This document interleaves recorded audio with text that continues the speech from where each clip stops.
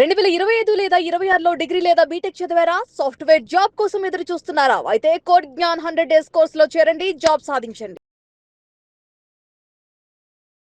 నమస్కారం అలగారు రవీంద్రనాథ్ గారు. నమస్తే నాగరాజు గారు. సార్, అంటే ఈ కాకినాడ ఇన్సిడెంట్స్కి సంబంధించినటువంటి వాటిలో కనుక మనం చూసుకుంటే అండి, కొవ్వూరి సౌజన్య రాసినటువంటి లెటర్ ఇప్పుడు బయటికి రావడం జరిగింది. కొన్ని పేజెస్ అయితే ఉన్నాయి. సో అందులో ఉన్నటువంటి కీలక అంశాలు ఏంటి?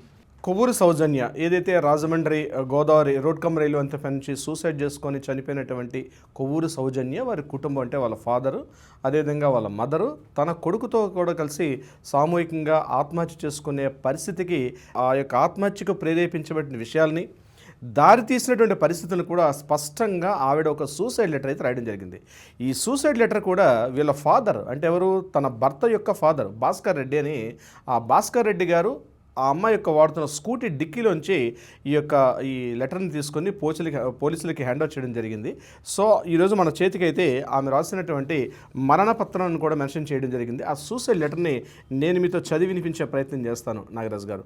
అందులో ఉన్నటువంటి కొవ్వూరు సౌజన్య అని నేను రాస్తున్న మరణపత్రం: చిన్నప్పటి నుంచి ఒకరితో మాట పడకూడదు, ఏది చెప్పించుకోకూడదని నాకు నేనే గీత గీసుకొని బాగా చదువుకొని అన్ని రంగాల్లో ముందుండేలా సెల్ఫ్ స్టడీలో అన్నీ నేర్చుకునేదాన్ని. నా తండ్రి గారు ఎంతో మంచి పేరు మర్యాదలు కలిగిన వ్యక్తి, చాలా కష్టజీవి మరియు త్యాగానికి పెట్టింది పేరు. ఆయన నా హీరో అండ్ రోల్ మోడల్. ఆయన పరువుకి నా వల్ల చెడ్డ రాకూడదని నేను ఎంతో జాగ్రత్తగా ఉండేదాన్ని. 2018లో నా జీవిత తోడు నీడ, నా బెస్ట్ ఫ్రెండ్, నా కష్టాలన్నీ తట్టుకుని నిలబడడానికి కారణమైన వ్యక్తి నా తమ్ముడు సతీష్ని నేను కోల్పోయాను. నా కొడుకు రియోకి ఫాదర్ అటాచ్మెంట్ అస్సలు లేదు. అలానే మమ్మల్ని నా భర్త ఎక్కడికి పెద్దగా పంపేవారు కాదు.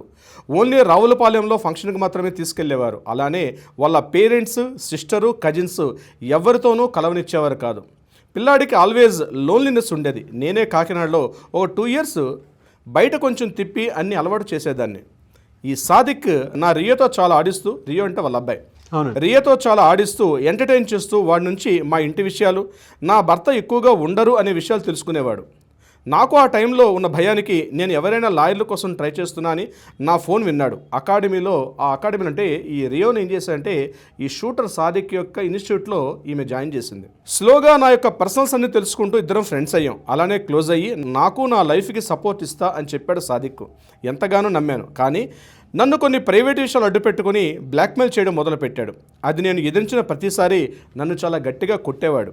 నాకున్న భయానికి నేను మొత్తంగా డిప్రెషన్లోకి వెళ్ళిపోయాను. చాలాసార్లు తట్టుకోలేక చచ్చిపోదాం అనుకున్నా. నా కొడుకు రియోను చూసి ఆగేదాన్ని. అలా సంవత్సరం భరించి నా భర్తకి చెప్పేశాను. రోజు నీ ఆస్తి ఇచ్చేస్తా, అలానే నువ్వు అడిగిన డివోర్స్ కూడా ఇచ్చేస్తా, నన్ను మాత్రం వాడి నుంచి కాపాడమని. కానీ అతను కూడా సాదిక్ చేసిన అటాక్తో తీవ్రంగా దెబ్బలు తిని మొత్తంగా భయపడిపోయాడు. ఫ్యామిలీ నేను ఇంకా దెబ్బలు తిని తట్టుకోలేకపోయాను. చివరికి నన్ను బెదిరించడానికి నా కొడుకు స్కూల్లో కోచ్గా చేరిపోయాడు సాదిక్. ఏదైనా తేడా వస్తే అక్కడి నుంచే వాడిని కిడ్నాప్ చేసి కనిపించకుండా వీడియో కాల్స్తో నన్ను కంట్రోల్ చేస్తాను అని భయపెట్టేవాడు. ఏమీ చేయలేని నిస్సహాయ స్థితికి నేను వెళ్ళిపోయాను. చావడానికి మార్గాలు కూడా లేకుండా మూసేశాడు వాడు. దగ్గరలో ఎప్పుడు స్లీపింగ్ పిల్స్ నేను ఇప్పుడు పెట్టుకునేదాన్ని. అటువంటి టైంలో నా భర్తని వరల్డ్స్ మోస్ట్ డేంజరస్లో 2nd ప్లేస్లో ఉండే కెమికల్ అంట, అది ఇచ్చి చంపేశాడు. దానికి నా కొడుకు ప్రాణం అడ్డు పెట్టాడు. సాదిక్ ఆ కెమికల్ ముంబై, కెనడా నుంచి తెప్పించాడు. నేను ఎలా అయినా నా భర్తని కాపాడాలని హైదరాబాద్ తీసుకెళ్తే అక్కడ కూడా వచ్చాడు సాదిక్. నేను ఎన్నోసార్లు వదిలేయమంటే అన్నిసార్లు నన్ను కొట్టి చంపేసేంత పనిచేసేవాడు. నేను ప్రత్యక్ష నరకాన్ని చూసేదాన్ని. 24/7 నా ఫోన్లో లైన్లోనే ఉండేవాడు. బిజినెస్ వాట్సాప్ ద్వారా నా ప్రతి ఫోన్ కాలు, ప్రతి స్టెప్పు నన్ను మానిటర్ చేసేవాడు. వాళ్ళ ఇంటికి వెళ్ళి కూడా చెప్పాను నా బాధ. వాళ్ళు కూడా వీడెక్కడ దొరికాడంటూ బాధపడ్డారు. వాళ్ళ చెల్లి సాలియా కూడా చాలా కొట్టాడని చెప్పి నన్ను దూరం ఉండమని హెచ్చరించారు. కానీ వీడి కన్ను నా ఆస్తిపై ఉందని నాకు చాలా ఆలస్యంగా తెలిసింది.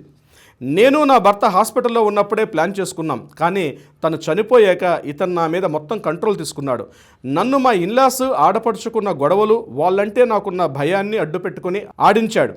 నా ప్రతి అడుగు వాడిని అడిగే వేయాలి. ఇప్పటికీ నా ఇల్లు వాడి కంట్రోల్లోకే మార్చేశాడు. ఇంటి తాళం, నా భర్త ఆల్టర్నేటివ్ ఫోల్డ్ ఫోను, నా ఫోల్డ్ ఐఫోను, నా ఫోల్డ్ ఫోను, నా SBI లాకర్ కీస్, నా డాడీ కష్టాజితం అన్నీ ఒక సైట్, అంటే ఒక స్థలం, పనసపాడు దగ్గర ఉన్న స్థలం, ఒరిజినల్ డాక్యుమెంట్స్ అన్నీ అతని కంట్రోల్లోనే పెట్టుకున్నాడు. నాకు ఇంకా పోరాడే శక్తి లేదు. ఎందుకంటే ఆపరేషన్ నాకు 19/8/2026. అది అయిన తర్వాత నన్ను ఆ న్యూ ఫ్లాట్లో బంధించేస్తాడట. దానికి నా తండ్రి అడ్డం వస్తే అతన్ని కూడా చంపేస్తాను అన్నాడు. నేనంత బాధ భరించలేను. నా తల్లి, తండ్రి, చిన్న బిడ్డ రిస్క్లోకి వెళ్ళిపోతున్నారు రోజురోజుకి. పరిస్థితులు రోజురోజుకి దిగజారిపోతున్నాయి. 24/7 ఫోన్ లైన్లోనే ఉండాలి. చావటానికి కూడా మేము వణికిపోతున్నాం. నా భర్త చావుకి న్యాయం జరిగి తీరాలి. అందుకే నేను ఇంత పెద్ద నిర్ణయం తీసుకుంటున్నాను. పోలీసులు, ముఖ్యంగా ఎస్పీ ఆఫీస్, గన్మెన్, ఎస్పీ గారు అందరితో సాదికి కాంటాక్ట్స్ ఉన్నాయని, నేను పోలీస్ డిపార్ట్మెంట్ దగ్గరికి వెళ్తే నన్ను వాళ్ళ చేత దొంగ కేసు పెట్టించి దొంగ సాక్ష్యాలు ఏఐతో సృష్టించి చంపేస్తా, నా కొడుకుని టెర్రరిస్టులకు అమ్మేస్తా అని తీవ్రంగా బెదిరించేవాడు. నా తల్లిదండ్రులు ఈ ప్రజ తట్టుకోలేకపోతున్నారు. ప్రతిరోజు నా కొడుకు ఇంటికి తిరిగి వచ్చే వరకు ఈ నీచుడు సాదికుతో నేను నవ్వుతూ ఉండాల్సి వస్తుంది. అది ఇంకా మా వల్ల అవ్వడం లేదు. నేను ఇప్పటికిప్పుడే ఇస్లాంలోకి మారమని, రోజు బుక్స్ ఇస్లామిక్స్ చదివి ఆ బుక్స్ రాయమని, లేదంటే రోజు టార్చర్ చేసి చూపిస్తానని చెప్పి నన్ను చంపేస్తుండేవాడు. 10 days బ్యాక్ 3 రోజులు కొట్టాడు. నన్ను ఉప్పాడికి 16 కిలోమీటర్ల దూరం తీసుకువెళ్ళి సముద్రంలో ఒకసారి తోసేశాడు. మళ్ళీ వెనక్కలాగి ఈసారి రాళ్లపైంచి తోసేస్తా, నన్ను వదలమని మా ఇంటికి వెళ్ళి చెప్పావంటే ఈ రకంగానే చేస్తాను అని చెప్పి నన్ను చాలా థ్రెట్ చేసేవాడు. నా భర్తతోనే నేను వెళ్ళిపోవాలి, కానీ చాలామంది పాపం అప్పులు ఇచ్చిన వాళ్ళు ఉన్నారు, వారందరికీ కొంచెం తీర్చాను. అలానే నా అత్తామామలకు కూడా నా తాలూకా స్థిరాస్తిని కూడా అప్పచెప్తున్నాను. వాడి ఇంట్లో వాళ్ళు కూడా వీడు నా భర్తను చంపాడంటే పెద్దగా రియాక్ట్ కూడా కాలేదు. నేను భయపడ్డా వాళ్ళ ధీమా చూసి. మా సైట్ పేపర్లు డీల్ చేసిన భాషాభాయ్ మంచి వ్యక్తి. అతనితో వీడు నన్ను, నా కొడుకుని మాయ చేసినట్టు కొన్నాళ్ళు డ్రామా చేస్తాండం నేను స్వయంగా విన్నాను కూడా. నేను చచ్చిపోయినా నా కొడుక్కి ప్రొటెక్షన్ అస్సలు ఉండదు. అందుకే అందరం కలిసి వెళ్ళిపోవాలని నిర్ణయించుకుంటున్నాం. వాడి క్రూరత్వానికి నేను ఇప్పుడు కూడా ఫోన్లలో ఉండగానే ఈ లెటర్ నేను రాస్తున్నాను. అందుకే నా పెన్ను వణికిపోతుంది. వాడికి ఎందుకు ఎలా కోపం వస్తుందో తెలియదు. ఆ కోపాన్ని నరకం కన్నా దారుణంగా ఉంటుంది.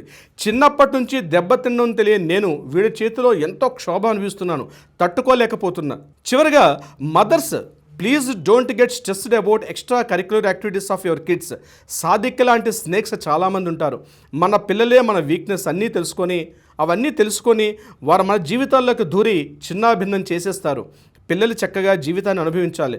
నాకు సంబంధించిన కొత్త ఫ్లాట్కి వాడి హ్యాండ్ ఓవర్లో ఉంది. వాడికి ₹1 కూడా అందకూడదు. 5 ప్రాణాలు పోవడానికి కారణం ఈ కర్కోటకుడు. మేము చావడానికి కూడా వణికిపోతున్నాం. పోలీసులు వాడి దగ్గర ట్రైనింగ్ తీసుకుంటారట. రౌడీలకు ఇల్లీగల్ వెపన్స్ కూడా వీడే సప్లై చేస్తాడట. అందుకే నాకు వీడిని తట్టుకోలేని తెలిసి ఇలా డిసైడ్ అయ్యాం.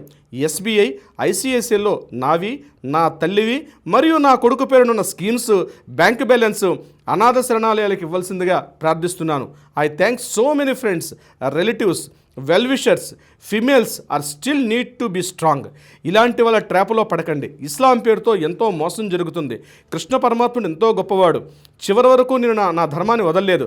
కృష్ణాయ వాసుదేవాయ హరయే పరమాత్మనే ప్రణత క్లేశనాశాయ గోవిందాయ నమో నమః.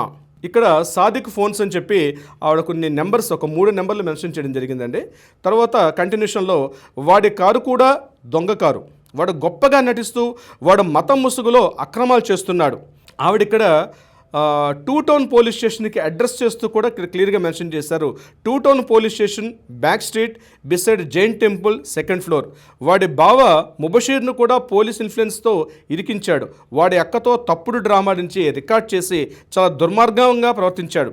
చాలామంది పిల్లల్ని క్రూరంగా కొడతాడు. కానీ అందరూ హార్డ్ వర్క్ చేయాలని పేరెంట్స్ తట్టుకుంటారు. కానీ కొంచెం మందిని మాత్రమే పేరు కోసం మంచిగా ట్రీట్ చేస్తాడు. వాడి చేతిలో తిన్న ప్రతి అన్యాయమైన దెబ్బకి దేవుడు వాడికి తగిన శిక్ష వేస్తాడు. వాడింటికి వెళ్ళి వేడుకున్నా నన్ను వదిలేయమని. కానీ అప్పుడు వాళ్ళ ముందే నన్ను తన్ని కొట్టి కడుపులో పిడిగుద్దులు గుద్దాడు. 10 రోజులైంది, ఇంకా దెబ్బలు నా వంటిపై ఉన్నాయి. నాకు నా కొడుకుని చూస్తే భయం వేస్తోంది. ఒక రోజు గడవడం కూడా కష్టంగా ఉంది. వాడికి నీచుడంటే ఉన్న భయానికి 5 రోజుల నుంచి వాంతులు, కడుపు నొప్పి, టెన్షన్ పడిపోతున్నాడు. ఇవన్నీ చూడలేకపోతున్నాడు. ఈ నీచుడు పైకి వాళ్ళ మతంలో మంచి వ్యక్తులా నటిస్తూ అందరికీ హరాం, హలాల్, హడేస్ అని క్లాసులు పీకుతాడు. కానీ యూట్యూబ్, ఫేస్బుక్, ఇన్స్టా మల్టిపుల్ అకౌంట్స్లో మెయింటైన్ చేస్తూ పోర్ను చూస్తాడు. నాగరాజు గారు చదువుతుంటే ఎంత దయనీయంగా ఉందండి. అవునండి. ఒక అమ్మాయి తన మనసులో ఉన్న ఫీలింగ్స్ని పేపర్ మీద ఇలా ఇంత బాధని ఎంత అనుభవించిందో పాప ఆ మా తల్లి. ఆ బాధని మొత్తంలో కొన్ని అక్షరాల రూపంలో ఆవిడ ఇక్కడ మార్చుకోవడం జరిగింది. నా HDFC, అమ్మ ICICI accounts, linked phone SIM కూడా వాడి కంట్రోల్లోనే ఉంది. ఈ లెటర్స్ స్కాన్ కాపీ నేను MP ఉదయ్ గారికి, MLAస్కి, SP గారికి అందరికీ అందజేయాలని ప్రయత్నిస్తున్నా. కానీ కుదరడం లేదు. ఇలాంటి నీచమైన ముస్లిం వ్యక్తి వల్ల అసలైన ముస్లిమ్స్ కూడా ఇబ్బందులు పడుతున్నారు. అందరూ జాగ్రత్త, especially kids, girls, young mothers. కృష్ణాయ వాసుదేవాయ హరయే పరమాత్మనే ప్రణత క్లేశనాశాయ గోవిందాయ నమో నమః. ఆఖరి నిమిషం వరకు కృష్ణ పరమాత్ముని స్మరణలో. అంతే సార్, 3 డాట్లు పెట్టి ఆ తల్లి ఇక్కడతోటి క్లోజ్ చేసుకుంది. తన యొక్క మరణ శాసనాన్ని తనే రాసుకుంది. హృదయ విదారకంగా ఉంది అని అంటే ఆ పెయిన్ నిజంగా అంత పెద్ద టార్చర్. మనం ఇంత మోడర్న్ సొసైటీ, మనం సోఫిస్టికేటెడ్ సొసైటీలో ఉన్నాం. ఈరోజు ఎటు చూస్తున్నా చట్టం, న్యాయం, కోర్టులు, అడ్వకేట్స్, పోలీసులు, ఎంత వ్యవస్థలున్నా ఒక అమ్మాయిని ఈరోజు మనం కాపాడుకోలేని వ్యవస్థ, ఈరోజు ఒక వ్యవస్థ మనం కాపాడుకోలేకపోయాం. ఒక కుటుంబం ఈరోజు నిర్దాక్షిణ్యంగా జలసమాధి అయిపోయారు, ఎంటైర్ ఫ్యామిలీ మొత్తం కూడా. ఈ చట్టాలు, ఈ కోర్టులు, ఈ పోలీస్ స్టేషన్లు, ఈ ఆఫీసర్లు ఏం చేశారు నాగరాజు గారు? ఎవరైనా రక్షించారు? ఎలా అయినా సరే దీనికి సంబంధించినటువంటి అప్డేట్స్ ఏవి ఉన్నా సరే డెఫినెట్గా ప్రజలకు తెలియాలండి. ఎందుకంటే ఇంత దారుణమైనటువంటి టార్చర్లో అమ్మాయి అసలు ఏం చేయాలో అర్థం కాక ప్రాణాలు కూలిపోయిందండి. ఇది ప్రతి ఒక్కరికి తెలియాలి. డెఫినెట్గా వీటికి సంబంధించినటువంటి ఏది ఉన్నా సరే తప్పకుండా శిక్ష పడేంత వరకు వాటికి సంబంధించినటువంటి ప్రతి అప్డేట్ శిక్షలు చేస్తారు నాగరాజు గారు. బట్ ఈరోజు ఎందుకండి ఒక మనిషిని బతికించుకోలేని ఒక సమాజంలో ఉన్నాం మనం. ఒక మత పిచ్చి, ఒక రకమైనటువంటి, దీన్ని మనం మోడర్న్ సొసైటీ అనాలా ఏమనాలో అర్థం కాలేదు. ఒక సొసైటీలో ఒక మనిషిని మనం రక్షించుకోలేకపోయామే. ఎందుకంటే మన మోడర్న్ సొసైటీ చెప్పండి. అవునండి, అవును.